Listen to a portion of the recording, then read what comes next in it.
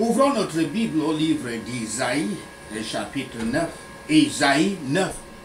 Emmanuel, le seul espoir. Emmanuel, le seul espoir. Isaïe 9, versets 1 à 7. Le Fils qui devait naître et son royaume. Verset 1. Les versions bibliques françaises ont Isaïe 8, verset 33 à la place de ce verset. Il peut être reformulé comme suit. En vérité, il n'y a pas de ténèbres pour celles qui étaient affligées. Autrefois, il apporta la honte au pays de Zébulon et au pays de Naphtali, mais plus tard, il apporte l'honneur sur la route au-delà de la mer, à l'autre rive du Jourdain, le circuit des gentils. Vous pouvez formuler ça de cette manière. Qu'est-ce que ça veut dire? Le prophète avait vu dans les derniers versets d'Isaïe 8 le point extrême de la misère. Cette image, pour ainsi dire, se dissout et une autre prend sa place. Celle qui était affligée, c'est-à-dire toute la terre d'Israël, ne devrait plus avoir d'affliction. L'avenir devrait être en contraste frappant avec le passé. Les terres de Zébulon et de Naphtali, région connue ensuite, plus tard, 7 siècles plus tard, sous le nom de la Hausse et de la Basse Galilée, qui avait été dévastée et gâtée par Tiglath-Pilneser, le roi d'Assyrie, dans 2 Rois 15, verset 29. Cette même région donc décrite par le prophète Isaïe dans des termes différents, l'un représentant les divisions tribales, l'autre les divisions géographiques, sera la scène, ce que je voulais dire que plus de 700 ans plus tard, d'une gloire, sera la scène d'une gloire plus grande qu'Israël n'en avait jamais connue auparavant, puisque c'est dans cette région que vivait le Christ, où il avait commencé son ministère. Verset 2 à 7. La tristesse annoncée par Isaïe dans Isaïe 8, verset 22, est temporairement compensée par cette prédiction d'une grande lumière à venir. Cette grande lumière accompagnera la naissance d'un enfant. Et le lecteur se souvient immédiatement de la récente promesse faite par Isaïe d'Emmanuel. Emmanuel, dans Isaïe 7, verset 14. Rétrospectivement, ce que Isaïe veut dire dans ses prophéties devient maintenant clair. Pourtant, pour son auditoire, c'est clair pour nous parce que nous avons connu le Christ, mais mettez-vous à la place de son auditoire, plus de 700 ans avant la venue du Christ. Donc pour son auditoire d'origine, les paroles d'Isaïe devaient être trop bonnes pour être vraies et probablement aussi confuses, puisqu'en plus de cela, il y avait quelque chose. Dieu lui annonçait qu'il va donner un enfant et qu'il devra appeler cet enfant-là Maher Shabash Hasbash. Ce qui veut dire allez-y au dépouille, allez-y au butin comme un cri de guerre. Avec ça, il y avait aussi, d'un autre côté, l'annonce d'Emmanuel. Et nous pouvons même croire, sans nous tromper, que pour Isaïe lui-même, ce n'était pas clair. Quelque part, il pouvait confondre que peut-être l'enfant qu'il va donner, c'est cet enfant-là qui sera Emmanuel, un grand roi d'Israël.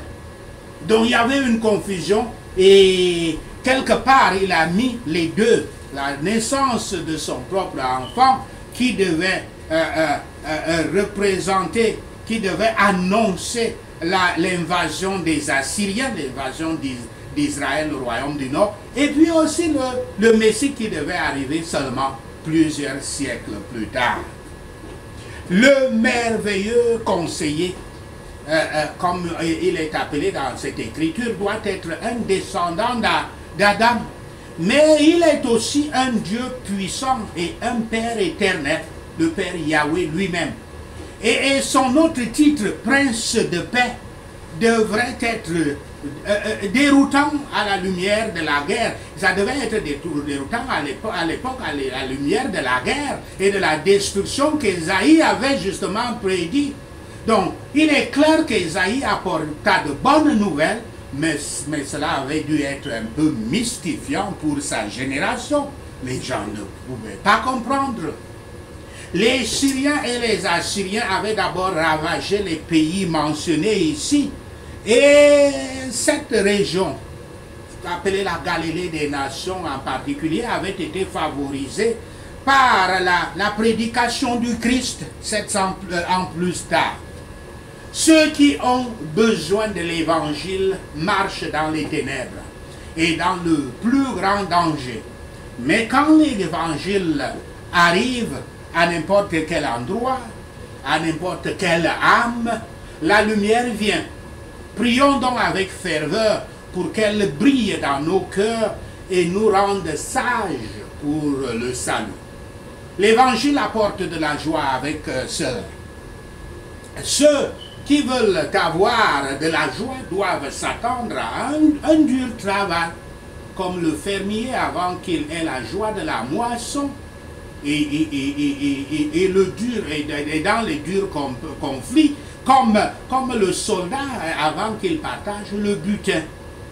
Les Juifs avaient été délivrés du joug de nombreux oppresseurs. C'était l'ombre de la délivrance du croyant du joug de Satan. Le nettoyage des âmes des croyants du pouvoir et de la pollution du péché serait par l'influence du Saint-Esprit comme un feu purificateur. Ces grandes choses sont faites pour l'Église par le Messie, par Emmanuel.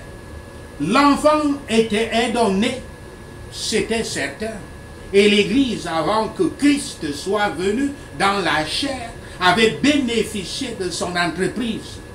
C'est une prophétie de lui et de son royaume, que ceux qui attendaient la consolation d'Israël avaient lu avec plaisir.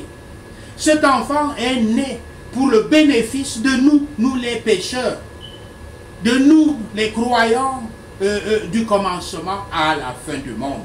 Justement, il est appelé merveilleux, merveilleux, car il est à la fois Dieu et homme. Son amour est la merveille des anges et des saints glorifiés. Il est le conseiller, car il connaissait les conseils de Yahweh depuis l'éternité, l'éternité du début de toutes choses. Et il donne des conseils aux gens dans lesquels il consulte notre bien-être. Il est le conseiller merveilleux. Nul n'enseigne comme lui. Il est Dieu, le puissant. Telle est l'œuvre du médiateur, parce qu'il est le médiateur.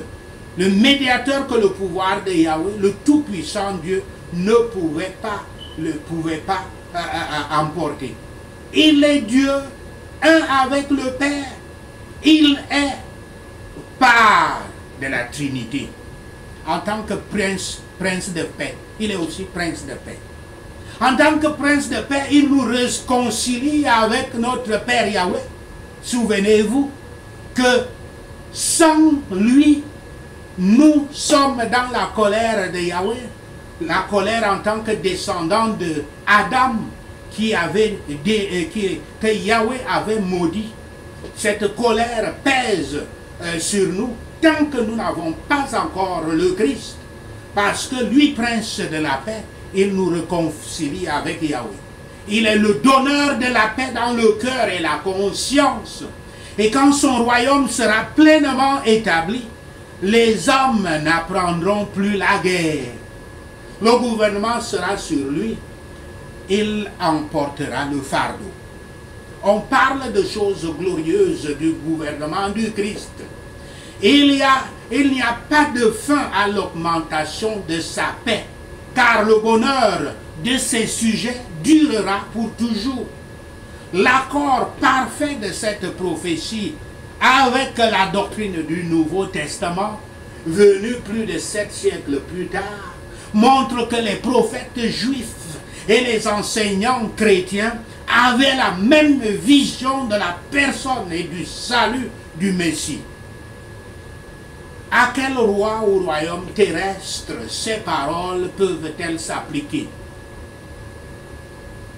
Donne donc, ô Seigneur Yahweh, à ton peuple de te connaître par tous les noms attachants et par tous les personnages glorieux qui sont cités dans ce texte. Donne une augmentation de grâce dans tous les cœurs de tes rachetés sur la terre. Ésaïe 9, versets 8 à 21. Les jugements à venir sur Israël et sur les ennemis du royaume du Christ.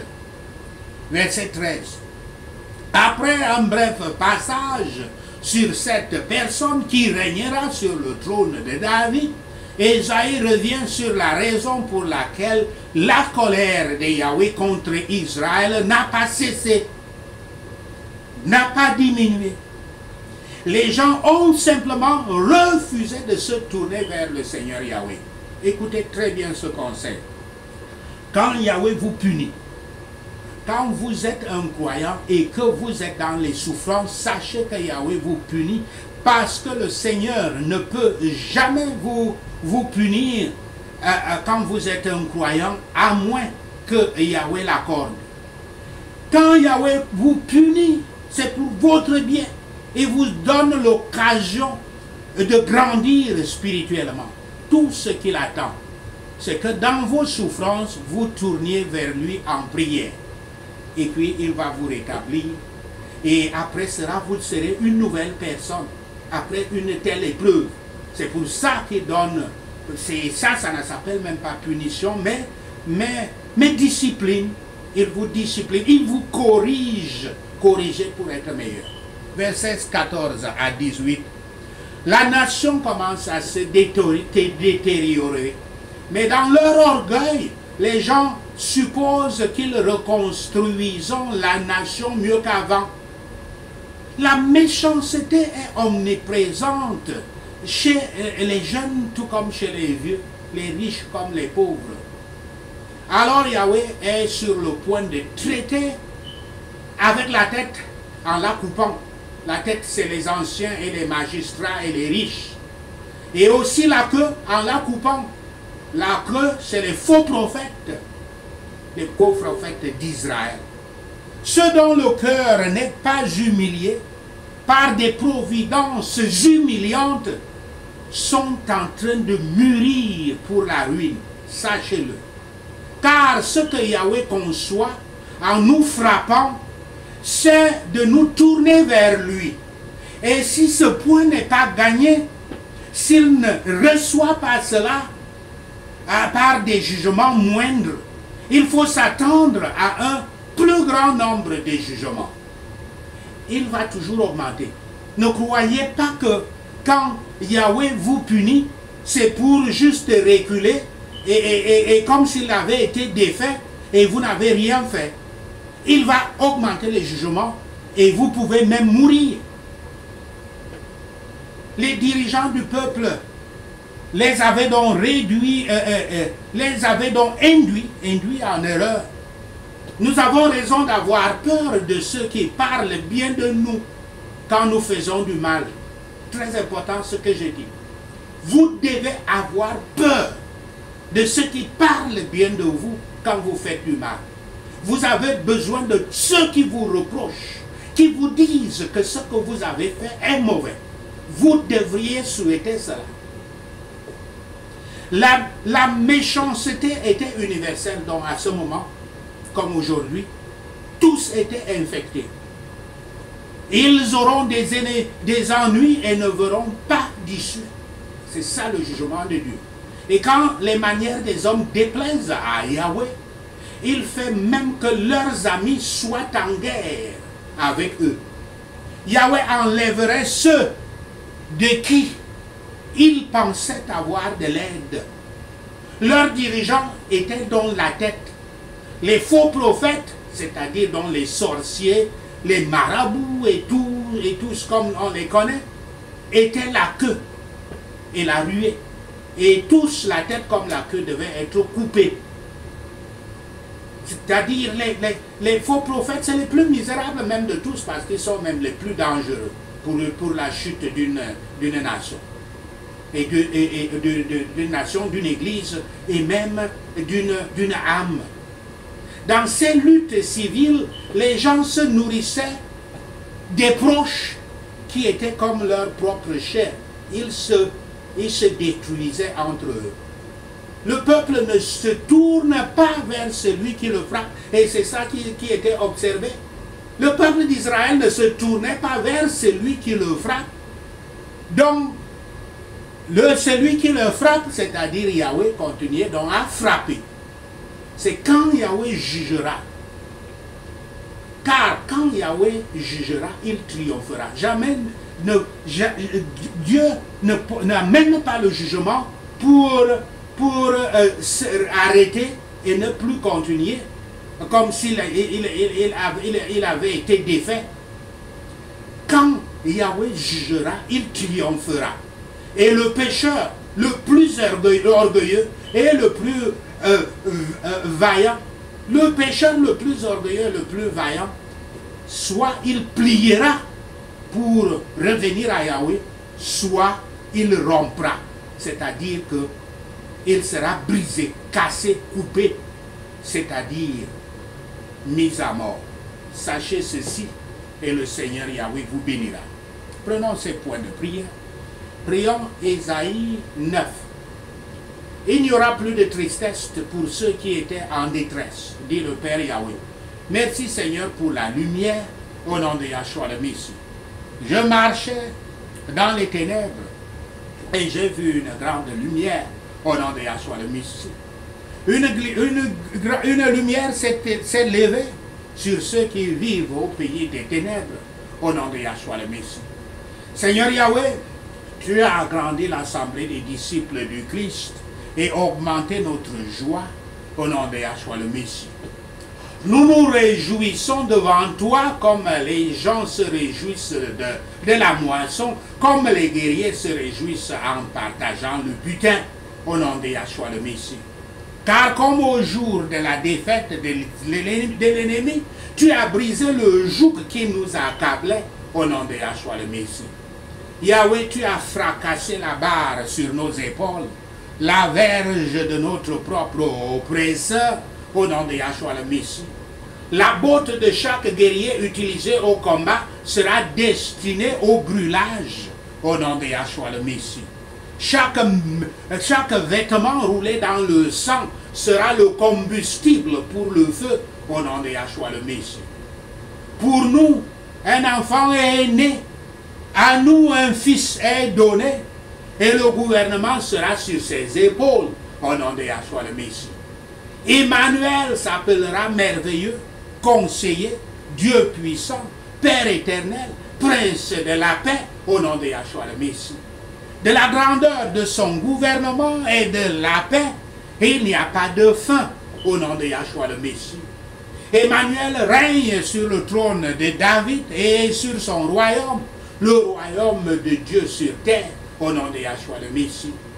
Il l'établit et le maintient avec justice et droiture à partir de ce moment-là et pour toujours, au nom de Yahshua le Messie.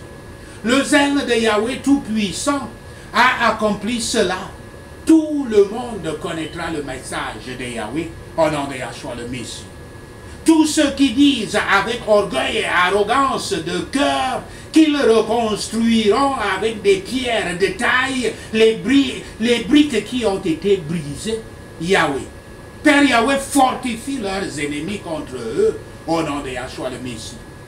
Tous ceux qui disent que les figuiers ont été abattus et ils les remplaceront par des cèdres. Yahweh incite leurs ennemis au nom de Yahshua le Messie. Les ennemis les dévoreront avec la bouche ouverte au nom de Yahshua le Messie. Malgré tout, la colère de Yahweh n'est pas détournée. Sa main est toujours levée au nom de Yahshua le Messie. Mais le peuple n'est pas revenu vers celui qui les a frappés. Et ils n'ont pas cherché Yahweh Tout-Puissant au nom de Yahshua le Messie. Le Seigneur Yahweh retranchera sa tête et sa queue, sa branche et son roseau de son église en une seule journée au nom de Yahshua le Messie. Les anciens et les dignitaires sont la tête. Ceux qui guident ce peuple des pouvoirs méchants de la maison de mon père, les pouvoirs méchants de la maison de ma mère, les pouvoirs méchants de la maison de ma belle famille. Ceux qui guident ce peuple les induisent en erreur. Ils seront coupés au nom de Yahshua le Messie. Les prophètes qui enseignent le mensonge sont la queue. Et ceux qui sont guidés, ces prophètes, ce sont des sorciers, des marabouts, des sorciers, des sorciers de la famille.